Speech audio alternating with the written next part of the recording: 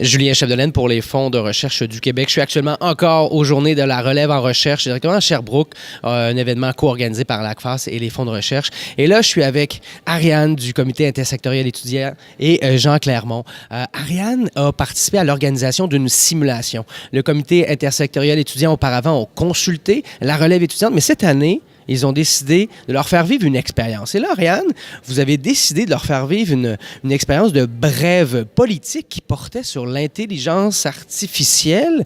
Explique-moi, là, c'était quoi l'objectif? Oui, eh bien, les étudiants, en fait, qui venaient de secteurs variés, ont reçu 3 problèmes à traiter de la Déclaration de Montréal sur le développement responsable de l'intelligence artificielle. Et les étudiants devaient, avec des experts du domaine, en fait, ont été appuyés et devaient répondre aux problèmes qui leur ont été donnés en 6 heures. En fait. Il y avait aussi de la formation sur comment rédiger une brève politique. Exactement. Comment rédiger une brève politique.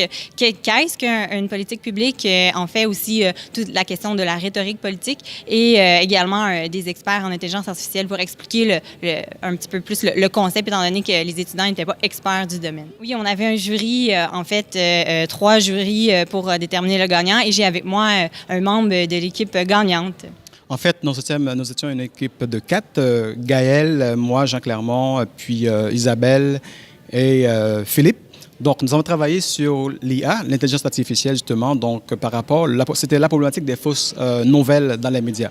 OK.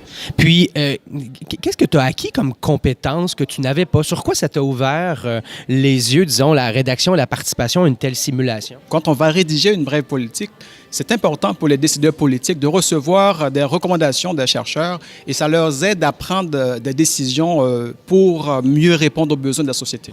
Donc, vous avez utilisé l'intelligence artificielle pour donner, outiller les professeurs à démasquer les fausses nouvelles. C'est un peu ça l'idée, là. C'est exactement ça. Donc, on part de l'IA qui est le problème et puis sortir aussi de l'IA pour résoudre le problème. Donc, une fois que les enseignants ont cet outil-là, ils sont capables d'aller plus tôt, sensibiliser les jeunes à comprendre que dans les médias, ce n'est pas tout ce qui est véhiculé qui est vrai. Donc, il faut faire la part des choses. Vous étiez donc avec Jean Clermont, Julien Chapdelaine et Ariane, directement des Journées de la relève en recherche à Sherbrooke.